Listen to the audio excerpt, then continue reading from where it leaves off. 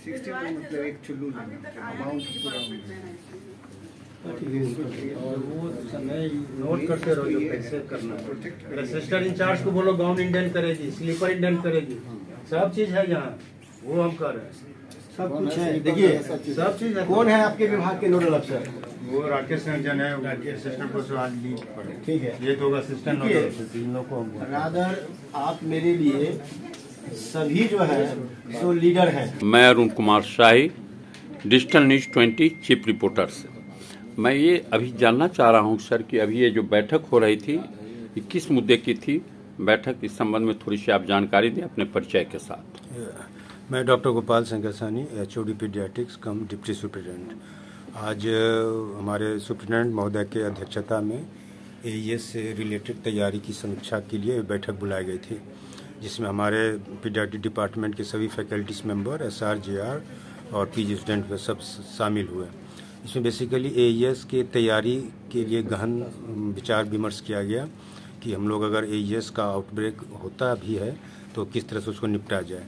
उसके लिए हम लोग 2-4 व्यवस्था पर हम लोग ध्यान दिए कि हमारे पास ऐसे तो बेड की कोई कमी नहीं है, लेकिन अगर जैसा कि रिकॉर्ड बताता है यहाँ मुजफ्फरपुर का, जैसे 2019 में 2014 में एकाएक बहुत पेशेंट की संख्या बढ़ गई थी, उस कंडीशन में हम लोग के लिए स्पेशल बेड को भी सुरक्षित करने की बातचीत हुई। सर ने उसमें 100% एग्रीड किए हैं कि वैसा होगा तो मैं आपको 100 बेड या 50 बेड अलग से बेड कराऊंगा। दूसरी दवाई की उपलब्धता पर चर्चा हुई। दवाई हम लोगों की सब कुछ हम लोग के पास है। कुछ 3rd grade 4th grade staff लेके कमी को बताएगा, लेकिन वो मोरलेस सभी बिंदु पर हम लोग विचार विमर्श किए तो वो सब चीज़ ठीक पाया गया। सिर्फ एक है कि हम लोग का PICU का एक मेंटेनेंस के लिए हमारे अधीक्षक महोदय ने पटना कॉरपोरेशन को भी चिट्ठी भेजें कि कैसे उसका मेंटेनेंस शुरू किया जाए, क्योंकि गर्मी बढ़ रही है तो खासकर AC का मेंटेनेंस जरूरी है। और बाकी उसमें सभी पर चर्चा, जैसे जनरेटर वर्क कर रहा है कि नहीं, हमारे जितने इक्विपमेंट है वो वर्क हो रहा है कि नहीं, तो सभी में संतुष्टिपूर्ण हम लोगों का आदान प्रदान विचार रहा।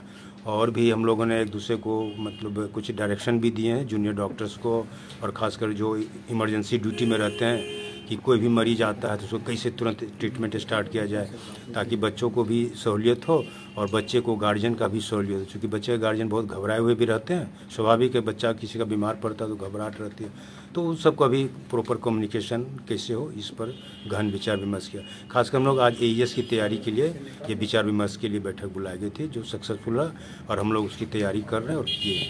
हम लेटेस्ट खबरों को सबसे पहले देखने के लिए सब्सक्राइब करें डिजिटल न्यूज 20।